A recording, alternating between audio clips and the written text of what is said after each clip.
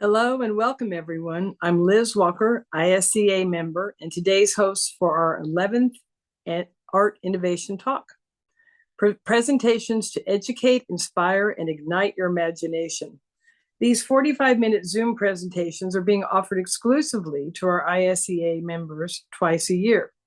They cover a variety of topics to enrich, encourage, and support our members' creative journeys, which is a key component of our mission statement at ISCA.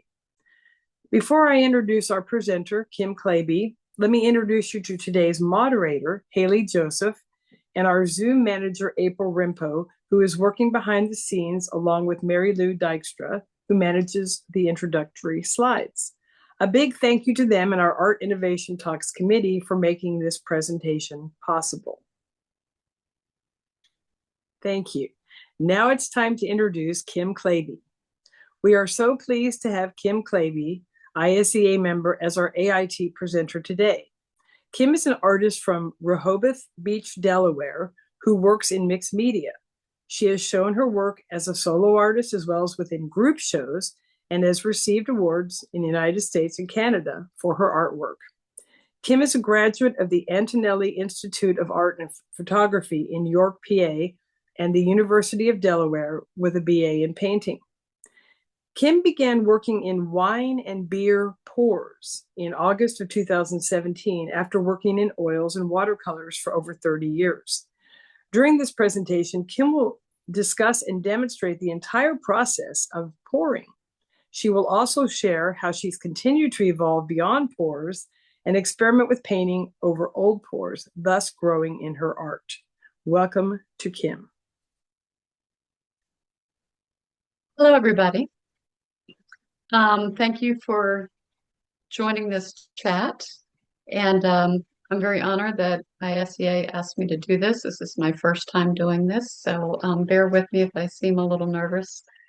So wine and beer pours is something that I stumbled upon in 2017 through experimentation. One of the first things I get asked when people see my sign at my shows, they come up with a very puzzled look on their face and say, wine and beer pours, what does that mean? They'll either say, are you pouring wine and beer while you're here at the show? And that's a no, maybe after the show. Then they'll say, does this mean that you're drunk or you're high while you're making these? And of course, that's another no. So the pours almost always need to have a lot of explanation involved. So that's what I'm going to lead off with.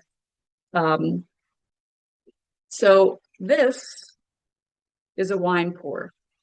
And what you're looking at is exactly what it sounds like. I've taken a bottle of wine and held it over this. This is aqua board. And once I've poured it, I move it around like this, and then I just sit it down and let it dry and end up with something like this. So this one, I can just tell by looking at it, it's had several different pours. So you can see how in some places the wine is a little bit lighter than in others. Other places it has puddled and is a different color. It's a little darker. And as artists, I think you can all understand that that provides a little bit of value, just built-in value to the starting point. So pouring more than once can be helpful that way, but I don't always do that. So that is step one. Another question. Another question that I get asked is, what kind of beer and wine do you use? Do you have a favorite? And the answer to that is it just has to be red wine, because white wine does not show up on a white canvas. And the beer has to be a dark beer. So it's got to be something like Guinness or milk stout, something that's very dark. So let me back up a little bit because I know I did just see a question that came up that said, why do you use wine and beer? Why not something else? You could use anything, anything at all. And so I'll go back to 2016, 17 when I started doing these. I had been a representational painter for a very long time. And when I was young, child, teenager, early 20s, I was much more experimental with my art. And then over time, I became more conservative in my artwork and became more representational because I felt that that's what you should do as an artist. Where I live, there's a lot of representational artists, and everybody kind of painted in a certain way. So I kind of felt, well, like maybe I should paint that way. So I did that for a long time and really feel like it was going against my natural grain, which tends to be a little unconventional and just not a conservative painter.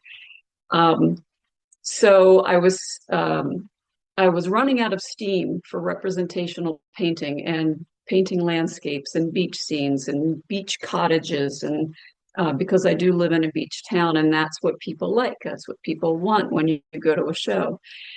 And I just started feeling like a human camera, and that I was losing my passion for my art, which, if you've ever gone through that, is a very scary feeling because it's such a big part of an artist. So, my husband gave me a set of beautiful markers, alcohol-based markers for my birthday, and they were all different colors. And I thought, oh, how fun. I haven't used markers since art school.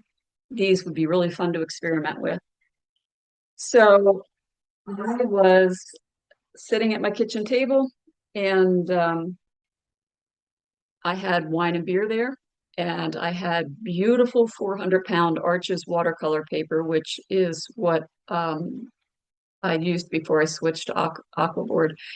Um, and I just started playing. I started with red wine. I started pouring the red wine on the white um, Arches watercolor.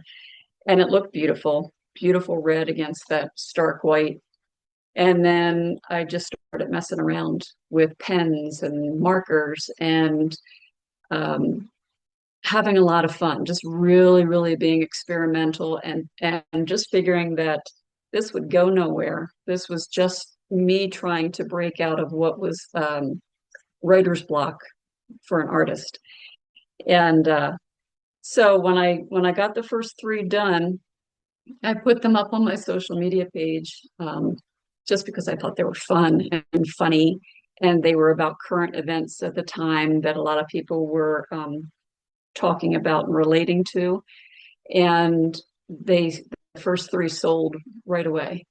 And that was a big surprise for me because I really thought I didn't think anybody would like these, and apparently they did. So that's how I got started with the pours.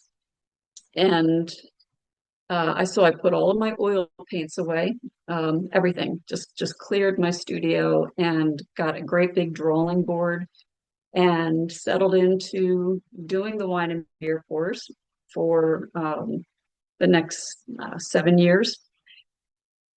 And that's where the wine and beers have come to an end. Um, so as far as surfaces, yeah, I did start with 400-pound Arches watercolor paper, which if you've ever used it, it's very, very thick. It's almost like cardboard, and it's got a really nice texture to it. So the wine could puddle and dry beautifully. A lot of times the wine will get very sparkly on watercolor paper. And then I would, when the pour was done, I would use an archival adhesive and adhere the watercolor paper to a wood panel and then weight it down and let it stay weighted down for days. So I saw another question come up about, why not use watercolor paper? I actually prefer watercolor paper over the aquaboard as far as working on it. But I do outdoor shows, and typically they're in the summer, and the summer can be very humid. So what I was finding was that if it was a particularly humid day, or if I was really unlucky and it rained and it was very wet, as you know, watercolor paper wants to suck up water. And so I would have some problems with delamination. So the paper would sometimes bubble in places, which would absolutely freak me out in the middle of a show because you could see it. And as soon as I got out of humidity and got the artwork back into an air conditioned space, it calmed down. It was fine. But it's not good when it's happening in the moment. So that is what led me to try to find another surface to use, which was aquaboard. Um, so I didn't have to worry about mounting anything. I didn't have to worry about delamination. And so I've been using aquaboard for about, I don't know, the last year and a half. I wish I had started using it from the very beginning. It would have saved me a lot of grief. Um, okay, so how are images found? So let's do something together. So if you look at this, and you can use your artist trick and squint your eyes as you look at it, and notice if anything kind of pops out at you as a shape or a face or a starting point. So just looking at this, can you do on canvas? Yes, you can. I don't particularly care for it though. The wine and beer gets really faded on canvas. So I tended to gravitate toward faces and things. So right here, I see an open mouth and comes up here into a nose. Here's an ear. Here's another ear. Here's an eye. So if I was going to go with that, that is exactly what I do. So I just use just a regular uniball pen to start with. And what I would do is just start to follow these lines. I see a bird. Yeah, and that's the kind of fun thing is when I ask people what they see, everybody tends to see something different. And that's what's really cool because all of our brains are different. And okay, so let's say if you saw a bird, or even like what I'm doing with this creature, whatever it is, you see a bird, you can't just do a bird unless it's going to be, I see a rabbit on the right edge, unless it's going to be something that takes up the pretty much the whole panel, because it has to make sense. You have to be able, well, sort of has to make sense, not entirely. But you have to have some kind of composition by the time you're done. All right, so you can kind of see what I'm doing here, right? I'm being faithful to where the wine and beer went. And all I'm doing right now is just kind of capturing it. And of course, I'm doing this backwards in my computer. So that's a little tricky. I've never tried that. So anyway, so once I would have this guy outlined, I would be looking back here. Okay, well, here's one leg. Where's the other leg? Maybe here's his hind legs back here. This might be his tail. Maybe he's a flying squirrel. That tail just made me look, made me think that that was a flying squirrel. So then I would just have to work on, okay, what is he doing? Is he flying out of a tree? Is he being exploded out of a cannon? I mean, your imagination is very important with these because I like to make them kind of humorous and fun and whimsical because that is what people seem to respond to. So the first step would be all of that. I would do the drawing, everything in Uniball. I would not sketch anything. Everything is very instant. I'm not worried about making mistakes because there are none in my opinion, when it comes to these. If if I mess up on a front foot and I give him 8 toes, that's okay, you know, because he's an imaginary creature. Um, so I really truly have never felt like I made a mistake, just because anything I did that maybe I didn't like, I could always adjust. Once I have the drawing done, then I use Copic markers, which have a double ends. They can have a chisel point, or a fine point, or a brush. So they're just basically just that. This this section has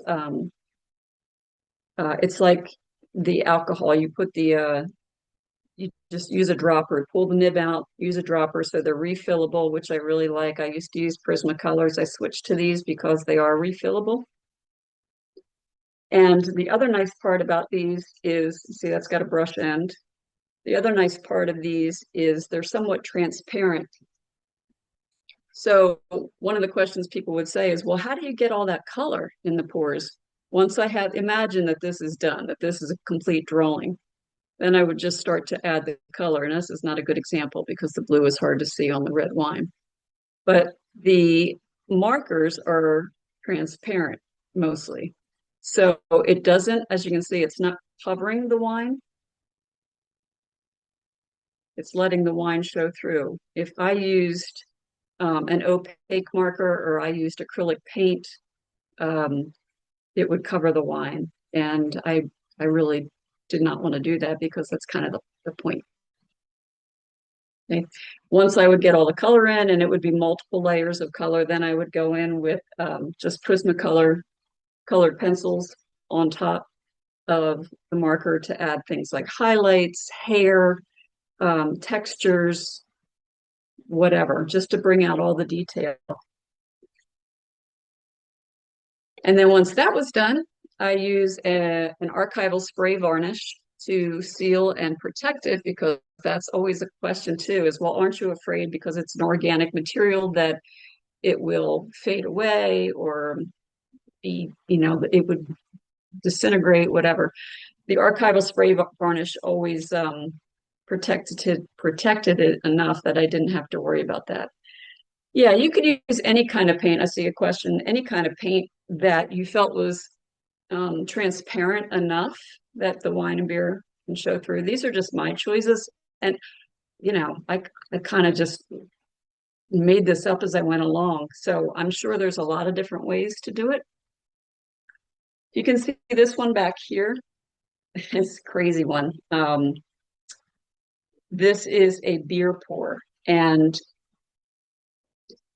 as in this one, it's kind of like a reddish brown, purpley beer. The dark beer is very brown, as you know. So the wine and beer pours start with a brown base. And this one is unusual because I covered almost all of the beer. You don't see a whole lot of it, which I typically don't do, but I did on that one.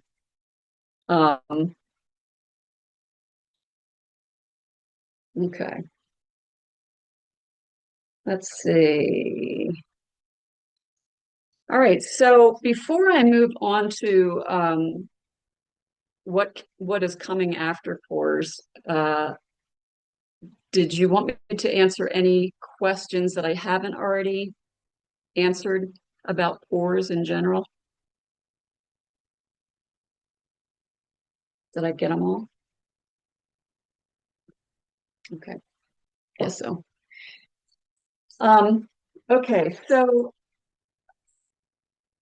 just this past summer, I started feeling like I had reached kind of the end of the pours, and I just started losing my passion again for doing these. I have a question in the chat about layers. Okay.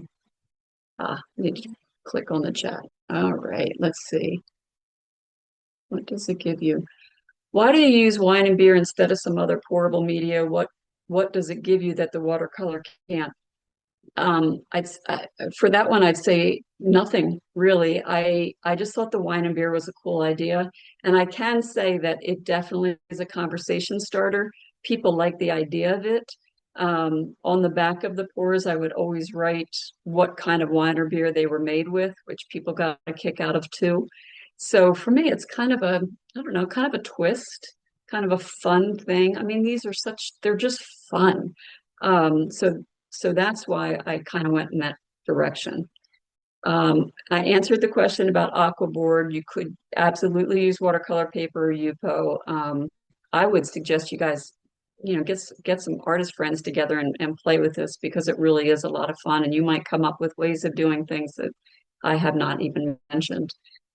The canvas, I did try that a couple times because I hoped that that would be the answer. That was before I found that the aquaboard worked for me.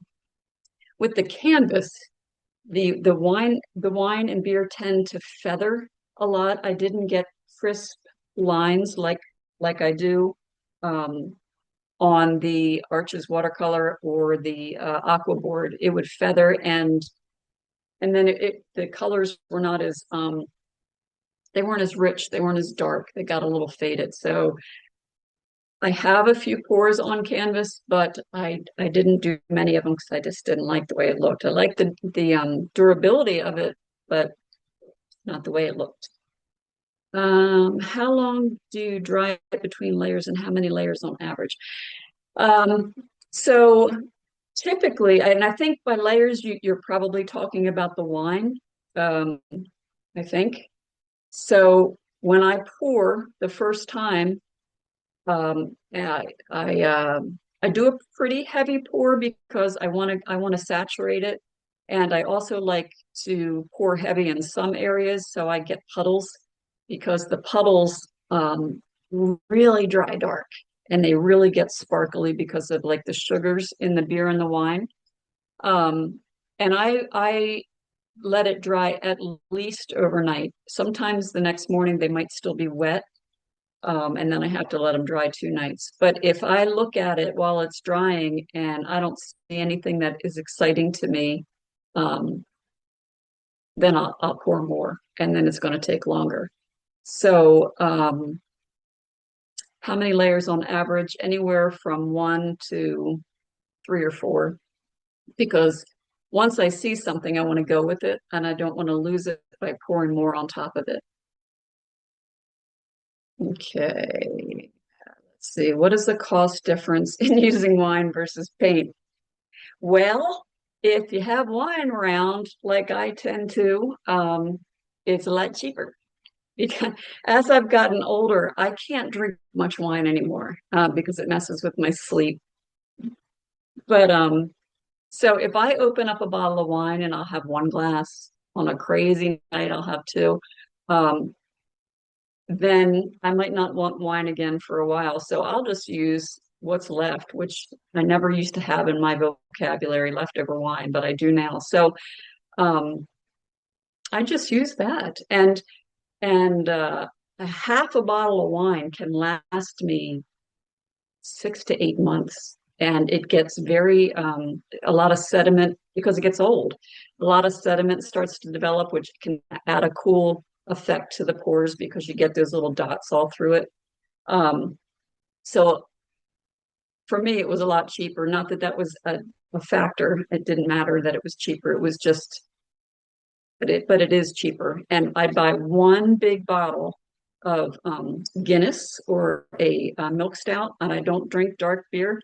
So one big bottle would also last me 6 to 8 months because I never really measured it, but I'd say I'm not using more than a couple tablespoons of wine or beer at a time when I pour, because it's not like glug glug glug glug. It's like this, drizzling, like you drizzle olive oil over something. It's drizzling, and then when you move it, it spreads. So you just ouch. So you just don't need a lot. What is the largest base that you've experimented with? I did a 4 foot by 8 foot piece of plywood. I had to use 150-pound watercolor paper on that. I had to stretch it. But that was a really cool one. that was a lot of fun. And then the next biggest one after that was 45 by 60. So I do like working big. Um, okay.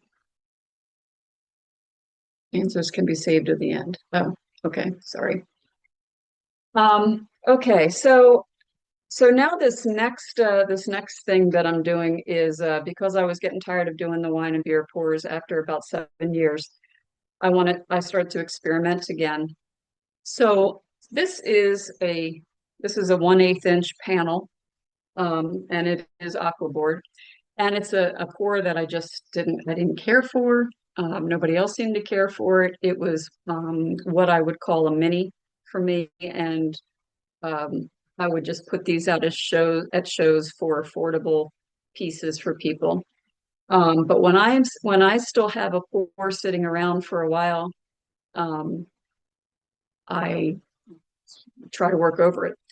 So what I'm doing with this new work is I'll take a pour like this, and this is rice paper, and I am gluing the rice paper on top of the pour like this. And I'll cover the whole pour and crinkle it up so it dries with crinkles in it, and then give it a little spray of water so the colors in the pour underneath comes through the rice paper.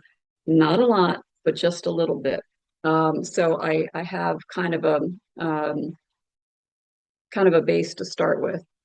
And this also is like, this is, you know, how artists can be. You try to work on the cheap and reuse materials. So this is what I've been doing. Um, so hang on a second.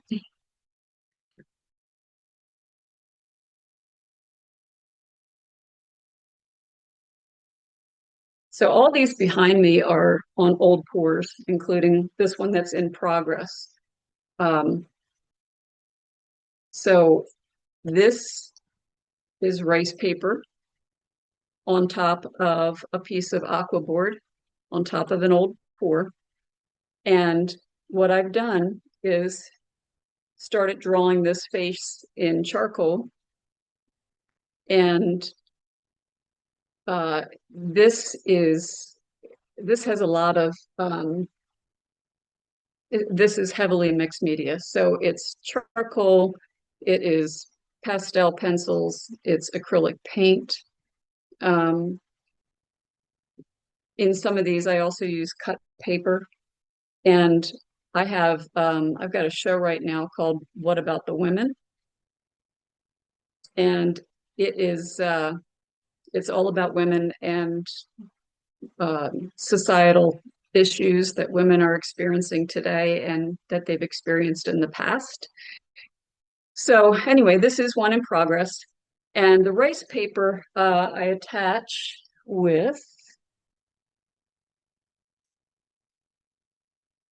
this. So it is a neutral pH adhesive. And as you can see, I let it crinkle because I like that effect, and I let it be really rough, hang off the edges. I'll end up tearing this off when I'm done, but nothing is perfect. It's rough, it's ripped, and I kind of like that. So this has a ways to go, but it's getting there. Um, and that's basically what I'm doing. This one has some gold foil in it. Back in here are it's just a lot of text that has been added and subtracted. And if you see over here on the edge, you can see some of the layers showing through.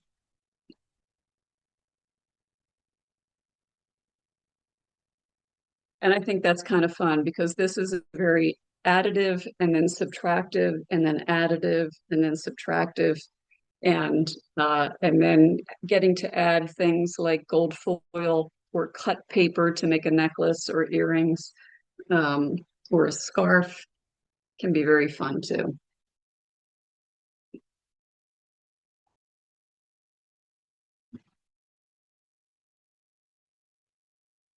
This is a beer pour. This is one that has been sitting around and did not sell. But if you notice, this is beer.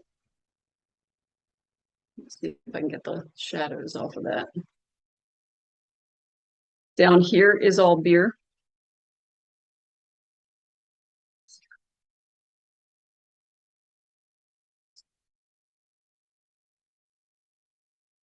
Um, and that one will probably get worked over as well. Okay. So the composition for these new ones gets added after the rice paper. So this one that I talked about a minute ago, my next step on this one will be to adhere the rice paper to it. Then I'll do a couple of things. I will either glaze this, after I spray water on it so the pour shows through. I'll either give it a glaze so it's got some additional color, or I will rub the whole thing with graphite and then use rubbing alcohol on top of the graphite to let the graphite kind of it thins out and becomes a really beautiful gray. And just like a glaze, you can make it heavy or light in certain places. You can make it translucent in places. It's messy, but it makes a really nice background.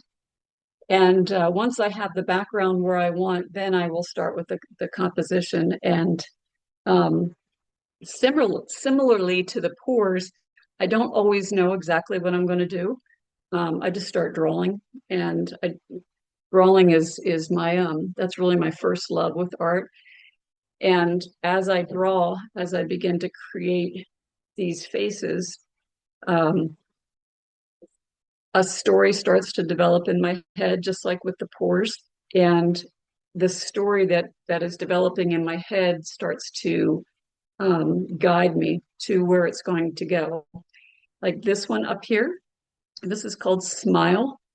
And I did this first face, and she had a defiant look to me. And then when I added the second face and had her eyes looking right at the camera as well, I thought, I can see these two women walking down the street and someone telling them to smile.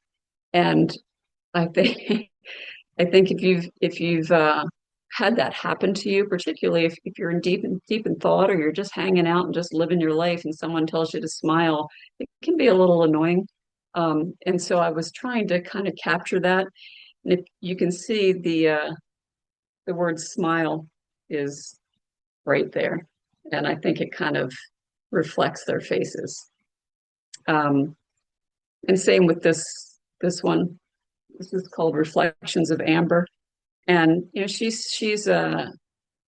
deep in thought as well, but there's a lot of things going on in this background. There was a lot of acrylic paint. Um, this color in this circle right here is the pour underneath of it showing through all of that color. I didn't add that. I just sprayed it so that color popped through. Same with up in here. That's the old pour. But if I didn't point it out to you, I don't think you'd know. Don't tell anybody.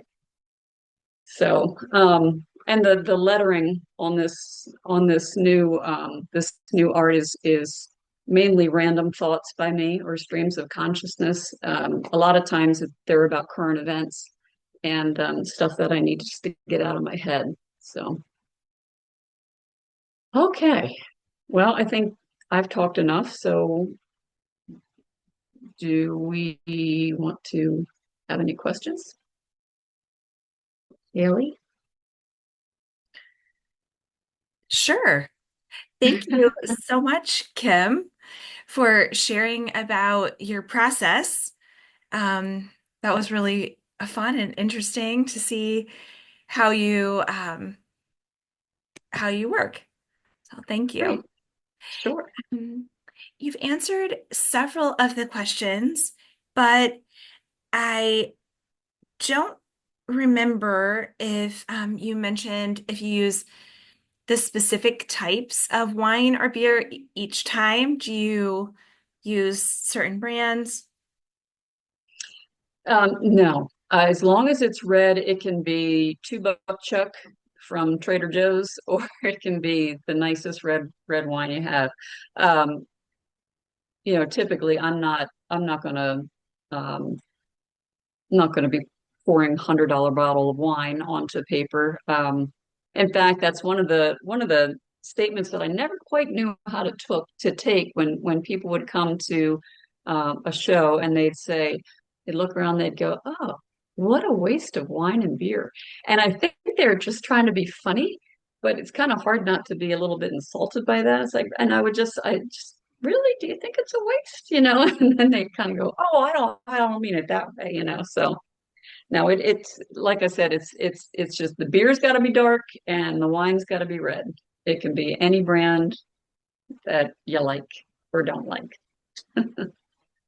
Um, I'm curious, did you do um, your outdoor demos at vineyards or um, Yeah, I did. I thought when I first started doing these that was going to be a really cool thing, that I was going to go around and have all this interest from vineyards and wineries and things, or vineyards and breweries. And basically all that ended up being was just kind of hanging out and doing the demos. And I would sell a few pieces, but it really wasn't all that. So I kind of got away from that and just tried to focus on just making it more art and less gimmick, because that's a thing. I mean, some people thought that the wine and beer thing was too gimmicky. And that wasn't my intent. I mean, my intent was purely to be experimental, and I'm really loving this part of my life and allowing myself to be experimental and not feeling um, like I have to fit into that box of being representational. So I'm really enjoying just kind of letting it fly and do whatever trips my trigger. that's great. Um, we do have a question about your work mainly. You seem to work mainly with heads and figures, but I see a lot of landscapes and atmosphere in your layer ports. Do you work with landscapes as well? With the pores, um,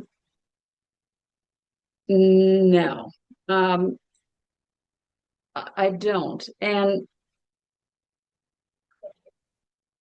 I've been asked that before, and it's just one of those questions that kind of stumps me because I can't really say why, other than uh, I have always liked to draw faces, faces and creatures, imaginary things, and I just don't want to do landscapes anymore. I just don't want to anymore. And that to me just sounds cumbersome. And I think it's exactly what I'm trying to get away from. Landscapes are great. I have landscapes hanging in my house. I love them. I love to watch people paint landscapes. But I think because I left myself in that box for so long, of feeling like I had to paint landscapes, that I think I just wore myself out with it. So yeah. Yeah. Okay. And we have a comment. Thank you for sharing about the process. What wonderful play on your part. It is play for sure. Yeah, and I wanted to mention that too. I loved how the pouring was a passion that seemed to be born out of play. Hmm. And even as you're saying, you're outside of the box. I mean, wine does come in a box, and now you, yeah, it's pouring into other Mhm. avenues. Yeah. Um, do you use reference photos to do your portraits, or are they strictly out of your head? And do you journal So, or meditate? uh, Sorry. okay. So I'll answer the first one. And I assume you're talking about the new work. With the wine and beer pours, no reference photos. It's just because just it's all out of my imagination. With the new work, um, I may look I may look at photos to get a certain angle of a face or a hand or something like that. However, with the new work, because I build it up and then break it down and then build it up and break it down and build it back up again, nothing looks like it did at the beginning. It's completely different. So the any reference photos I may use is really a really late reference. And journaling and meditating, yeah, I do. Yeah, I do. I do yoga every day, so my meditation is always there, and um, there's not a whole lot of time that I'm not thinking about art. Um, I'll tell you a funny story. I was working on one of the new pieces, and I was getting ready to go on a trip, and uh, I had gotten to a certain point that I didn't know where I was going to go after that, and it was in my mind. It was driving me crazy, and I had to go on this trip, and so I thought, I'm not going to enjoy myself on this trip because I can't stop thinking about that piece that I just left in that state. So I opened up my phone while I was on the plane and I started editing the painting on the plane on my phone and trying a bunch of different oh, what if I do this? What if I do that? What if I do this?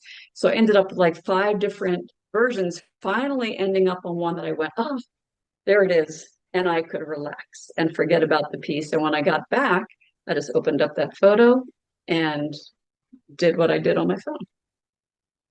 So that's kind of, to me, that is kind of a meditation in a certain way. Yeah. But I also meditate the traditional way as well. Wonderful.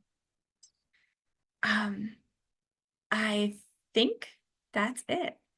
So thank you Okay, so much. sure. Well, thank you, Kim, for your inspiring presentation. And for the rest of you, in a week or so, we'll have this wonderful presentation available on our website under the AIT tab on the navigation bar and on our YouTube channel. So our next AIT presentation will be sometime in May. And of course, ISEA will be sending out an email blast about that. So stay tuned for that.